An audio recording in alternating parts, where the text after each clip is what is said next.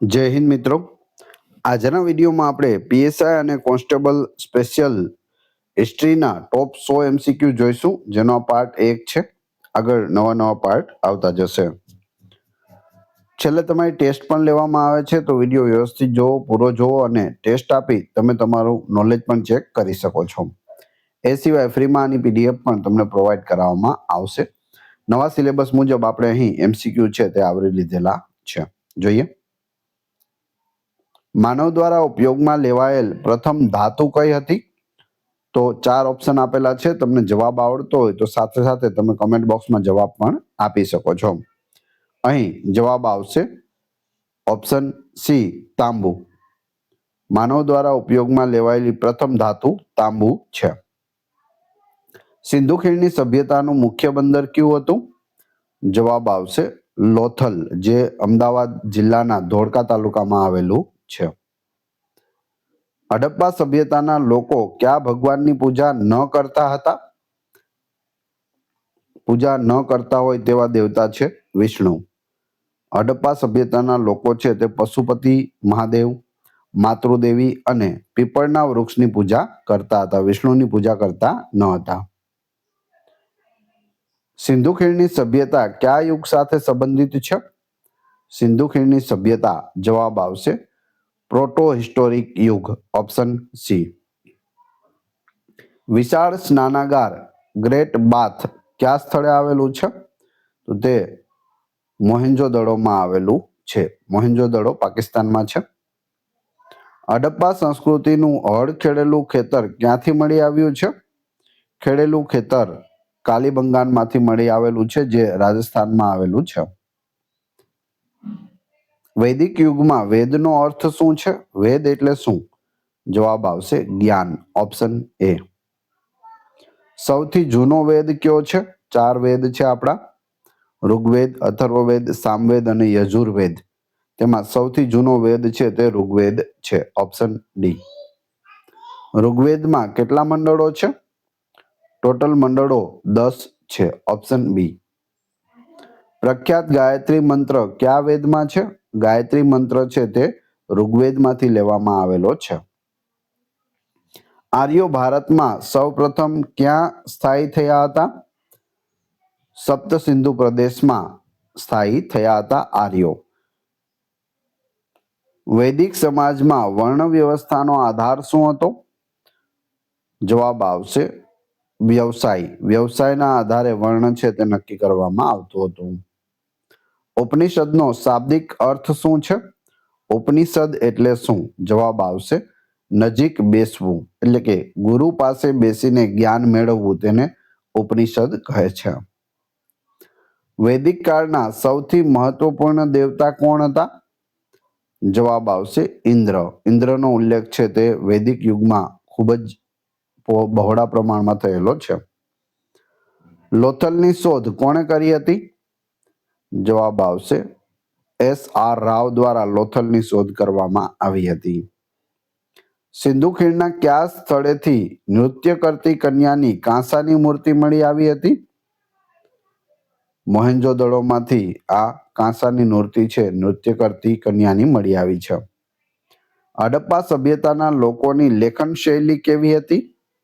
લેખન શૈલી છે તે ચિત્રાત્મક હતી, ઓપ્શન એ. ઋગ્વેદમાં ઉલ્લેખિત 10 રાજાઓનું યુદ્ધ કઈ નદીના કિનારે લડાયું હતું? તો તે પરુષ્ણી એટલે કે રાવી નદીના કિનારે લડાયું હતું 10 રાજાઓનું યુદ્ધ. કયા વેદમાં જાદુઈ સૂત્રો અને તંત્ર મંત્રનો સમાવેશ થાય છે? તો એ છે અથર્વવેદ, જેમાં જાદુઈ સૂત્રો અને તંત્ર મંત્ર આવેલું છે. સત્યમેવ જયતે સૂત્ર કયા ઉપનિષદમાંથી લેવામાં આવ્યું છે? સત્યમેવ જયતે, જે આપણી રાષ્ટ્રીય મુદ્રા છે તેની નીચે લખેલું હોય છે, અને તે મુંડક ઉપનિષદમાંથી લીધેલું છે. મહાજનપદ યુગ દરમિયાન ઉત્તર ભારતમાં કેટલા મહાજનપદો હતા? તો ટોટલ 16 મહાજનપદો હતા. 16 મહાજનપદોમાં સૌથી શક્તિશાળી મહાજનપદ કયું હતું? તો તે હતું મગધ, ઓપ્શન સી. જૈન ધર્મના પ્રથમ તીર્થંકર કોણ હતા? પ્રથમ તીર્થંકર છે તે ઋષભનાથ અથવા તો ઋષભદેવ હતા. 24મા તીર્થંકર કોણ હતા? મહાવીર સ્વામી હતા. જૈન ધર્મના 24મા અને છેલ્લા તીર્થંકર કોણ હતા? આપણે હમણાં જ વાત કરી, મહાવીર સ્વામી. મહાવીર સ્વામીનું બાળપણનું નામ શું હતું? તો બાળપણનું નામ હતું વર્ધમાન. મહાવીર સ્વામીનું બાળપણનું નામ વર્ધમાન. અને ગૌતમ બુદ્ધનું બાળપણનું નામ પૂછે તો ઓપ્શન એ સિદ્ધાર્થ. ગૌતમ બુદ્ધનો જન્મ ક્યાં થયો હતો? લુંબિનીમાં થયો હતો. Option C. ગૌતમ બુદ્ધનું બાળપણનું નામ શું હતું? આપણે હમણાં જ વાત કરી, ઓપ્શન બી સિદ્ધાર્થ. બુદ્ધને કયા સ્થળે જ્ઞાન એટલે કે બોધિ પ્રાપ્ત થયું હતું? જ્ઞાન પ્રાપ્ત થયું? જવાબ આવશે બોધગયા, જે હાલ બિહારમાં આવેલું છે. બુદ્ધે તેમનો પ્રથમ ઉપદેશ કયા સ્થળે આપ્યો હતો? પ્રથમ ઉપદેશ છે તે સારનાથમાં આપ્યો હતો. તેને ધર્મચક્ર પ્રવર્તન તરીકે ઓળખવામાં આવે છે. બૌદ્ધ ધર્મના ત્રિપિટકનો અર્થ શું છે? ત્રિપિટક જે બૌદ્ધ ધર્મનો ધાર્મિક ગ્રંથ છે. 3 પિટકો તેમાં આવેલા છે, પણ ત્રિપિટકનો અર્થ 3 ટોપલીઓ થાય છે. બૌદ્ધ ધર્મનો મુખ્ય સિદ્ધાંત શું છે? અષ્ટાંગિક માર્ગ. અષ્ટાંગિક માર્ગ બૌદ્ધ ધર્મએ આપ્યો છે. બૌદ્ધ ધર્મના કયા સંપ્રદાયમાં બુદ્ધને દેવતા તરીકે પૂજવામાં આવે છે? મહાયાનમાં દેવતા તરીકે પૂજવામાં આવે છે. જૈન ધર્મ અને બૌદ્ધ ધર્મનું સમાન લક્ષણ શું છે? તો બંનેમાં અહિંસા પર ભાર મૂકવામાં આવ્યો છે. મગધ સામ્રાજ્યનો પ્રથમ શાસક રાજવંશ કયો હતો? મગધ ઉપર રાજ કરનાર પ્રથમ રાજવંશ આર્યક વંશ હતો. બિંબિસાર દ્વારા તેને સ્થાપિત કરવામાં આવ્યો હતો. પૂછવામાં આવે, આર્યક વંશના સ્થાપક કોણ હતા? બિંબિસાર હતા. કૌણિક તરીકે કોણ જાણીતું હતું? કૌણિક, જવાબ આવશે અજાતશત્રુ, ઓપ્શન બી. સિકંદરના આક્રમણ સમયે મગધ પર કયા વંશનું શાસન હતું? સિકંદરે જ્યારે ભારત પર હુમલો કર્યો ત્યારે મગધમાં નંદ વંશનું શાસક હતું. ધનાનંદ છે તે શાસક હતો. અને નંદ વંશનો છેલ્લો શાસક છે ધનાનંદ. મૌર્ય સામ્રાજ્યની સ્થાપના કોણે કરી હતી? ચંદ્રગુપ્ત મૌર્યએ કરી હતી, કૌટિલ્ય સાથે મળીને. ચંદ્રગુપ્ત મૌર્યના માર્ગદર્શક અને મુખ્યમંત્રી કોણ હતા? તો તે હતા ચાણક્ય એટલે કે કૌટિલ્ય. કૌટિલ્યનું પ્રખ્યાત પુસ્તક અર્થશાસ્ત્ર શેના વિશે છે? રાજનીતિ અને વહીવટ વિશે છે અર્થશાસ્ત્ર. અશોકે કયા યુદ્ધ પછી બૌદ્ધ ધર્મ અપનાવ્યો હતો? તો કલિંગના યુદ્ધ પછી બૌદ્ધ ધર્મ અપનાવી લીધો હતો. કલિંગ યુદ્ધ કયા વર્ષમાં લડાયું હતું? તો ઈસવીસન પૂર્વે 261માં લડાયું હતું કલિંગનું યુદ્ધ. કલિંગ એટલે હાલ ઓડિશા જે વિસ્તાર છે તે. વિદેશી પ્રવાસી મેગસ્થનીસે કયું પુસ્તક લખ્યું હતું જે મૌર્ય યુગનું વર્ણન કરે છે? જવાબ આવશે ઇન્ડિકા. કોણે લખ્યું? મેગસ્થનીસે. મૌર્ય શાસક અશોકે કયા ધર્મનો પ્રચાર કરવા માટે શ્રીલંકા એટલે કે સિલોનમાં તેના પુત્ર અને પુત્રીને મોકલ્યા હતા? બૌદ્ધ ધર્મ. અશોકના શિલાલેખો મોટા ભાગે કઈ લિપિમાં લખાયેલા છે? બ્રાહ્મી લિપિમાં લખાયેલા છે. અશોકના શિલાલેખોને સૌપ્રથમ કોણે વાંચ્યા હતા? જેમ્સ પ્રિન્સેપે વાંચ્યા હતા. મૌર્ય વહીવટમાં સમર્થાનો અર્થ શું હતો? સમર્થા એટલે શું? મહેસૂલ કલેક્ટર, રેવન્યુ કલેક્ટર ને સમર્થા કહેવામાં આવતું હતું. મૌર્ય સામ્રાજ્યનો અંતિમ શાસક કોણ હતો? જવાબ આવશે ઓપ્શન સી બૃહદરથ. મગધનો કયો શાસક સર્વક્ષત્રાંતક એટલે કે તમામ ક્ષત્રિય શાસકોનો નાશ કરનાર તરીકે જાણીતો હતો? તો તે છે મહાપદ્મનંદ, ઓપ્શન સી. કયા શાસકે પાટલીપુત્રને મગધની રાજધાની બનાવી હતી? ઉદયને બનાવી હતી મગધને રાજધાની, એટલે મગધની રાજધાની પાટલીપુત્ર. પાટલીપુત્ર એટલે હાલનું પટના, જે બિહારની રાજધાની છે. મહાવીર સ્વામીનું અવસાન ક્યાં થયું હતું? પાવાપુરી ખાતે થયું હતું. મૌર્ય સામ્રાજ્યનો અંતિમ શાસક બૃહદ્રથની હત્યા કોણે કરી અને શૃંગવંશની સ્થાપના કરી હતી?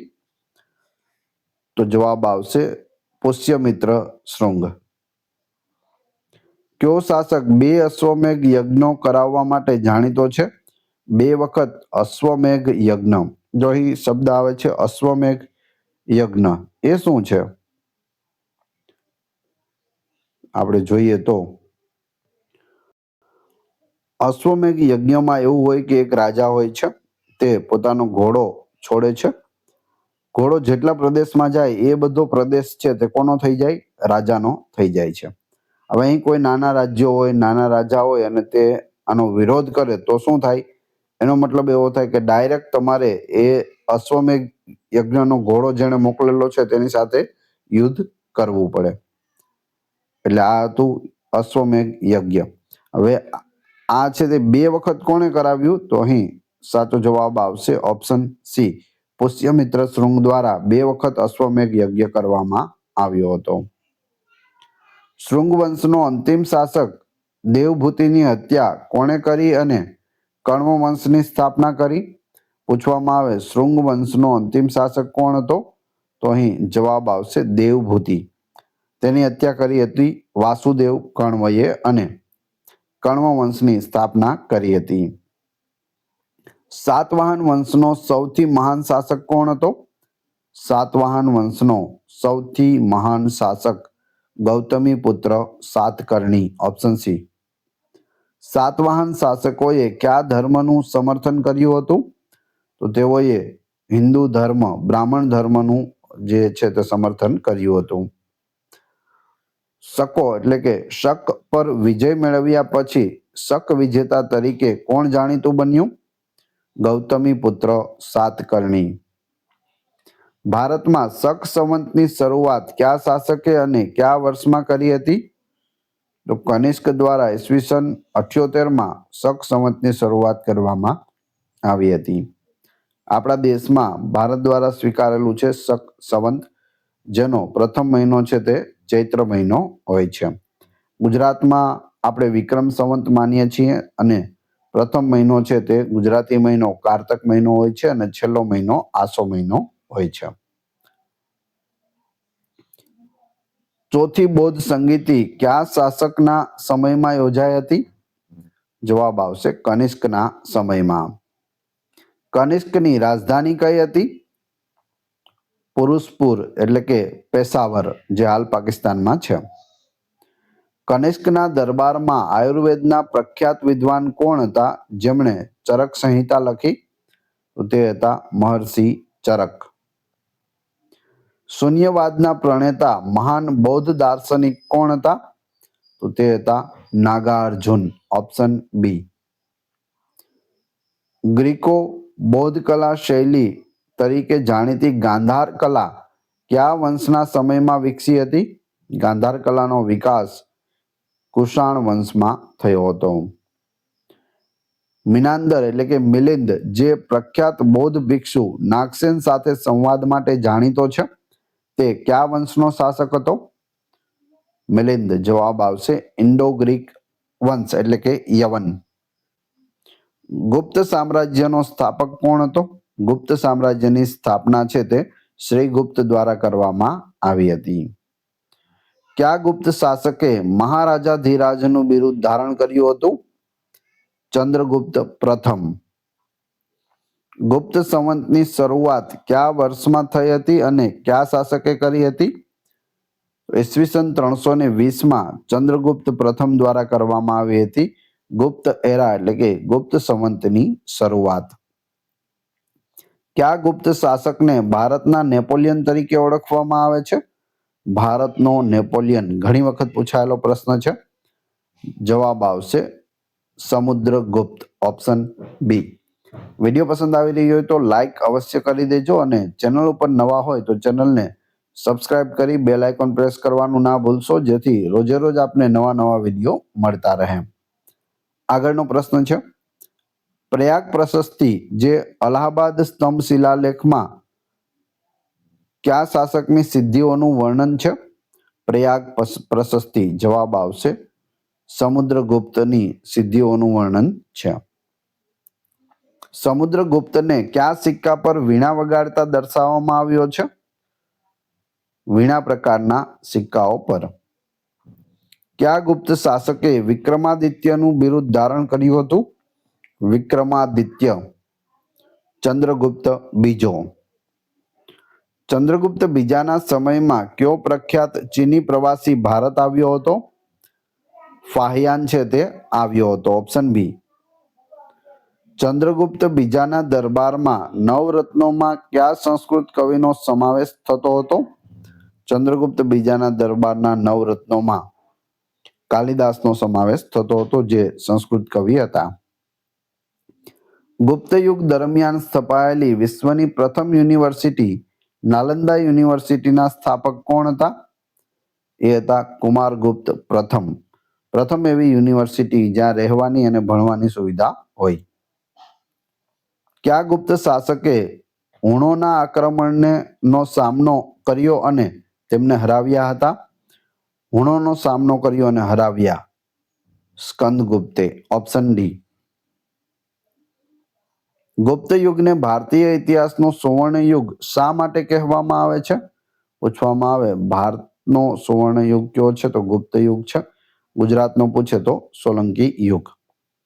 શા માટે કહેવામાં આવે છે તો જવાબ આવશે કલા, વિજ્ઞાન અને સંસ્કૃતિનો અભૂતપૂર્વ વિકાસ થયો હતો. ગુપ્ત યુગના સૌથી પ્રખ્યાત ગણિતશાસ્ત્રી અને ખગોળશાસ્ત્રી કોણ હતા જેમણે આર્યભટ્ટિયમ લખ્યું હતું? તો એ છે આર્યભટ્ટ. Option B. આર્યભટ્ટ દ્વારા કયો ખ્યાલ આપવામાં આવ્યો હતો?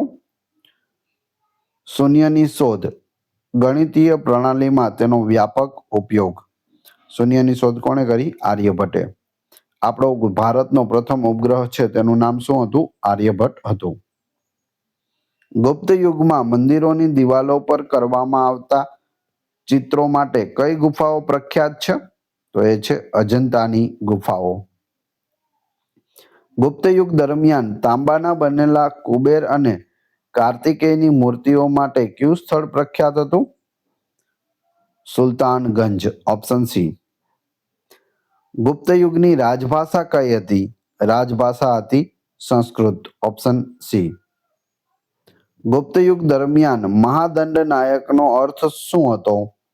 મહાદંડનાયક જવાબ આવશે કાયદા અને ન્યાયના અધિકારી, જેમાં આપણે જજ હોય છે તે. નાગરિક સંસ્કૃત નાટકમાં સામાન્ય રીતે સ્ત્રીઓ અને શૂદ્રો કઈ ભાષા બોલતા હતા? જવાબ આવશે પ્રાકૃત ભાષા બોલતા હતા. વિક્રમ સંવતની શરૂઆત ક્યારે થઈ? વિક્રમ સંવત જે આપણે ગુજરાતમાં છે તેની શરૂઆત ઈસવીસન પૂર્વે 57 થઈ હતી. ઉજ્જૈનના વિક્રમાદિત્ય દ્વારા કરવામાં આવી હતી આની શરૂઆત. અહીં પૂછવામાં આવે અત્યારે કેટલામું વિક્રમ સંવત ચાલી રહ્યું છે તો જે આપણે સાલ ચાલુ હોય તે +57 કરશો તો તમને જવાબ મળી જશે. અત્યારે જે વર્ષ ચાલુ છે તે +57, કેમ કે ઈસવીસન પૂર્વે 57 થયું હતું. તો વિક્રમ સંવત ક્યુ ચાલી રહ્યું છે તે ખ્યાલ આવશે. કયા પ્રાચીન ભારતીય વિદ્વાને સાબિત કર્યું કે પૃથ્વી તેની ધરી પર ફરે છે? તો એ છે આર્યભટ્ટ. કયા ગુપ્ત શાસકે પોતાના પરાક્રમ માટે કવિરાજનું બિરુદ મેળવ્યું હતું? સમુદ્રગુપ્ત કવિરાજ. કયા વિદ્વાને સૂર્ય સિદ્ધાંત નામનું પુસ્તક લખ્યું હતું? આર્યભટ્ટે લખ્યું હતું સૂર્ય સિદ્ધાંત. ગુપ્ત વહીવટમાં ઉપરિકાનો અર્થ શું હતો? ઉપરિકા પ્રાંતીય વડા ને ઉપરિકા કહે છે. કયા મહાન શાસકે હુણો પર વિજય મેળવ્યા પછી વિક્રમાદિત્યનું બિરુદ ધારણ કર્યું હતું?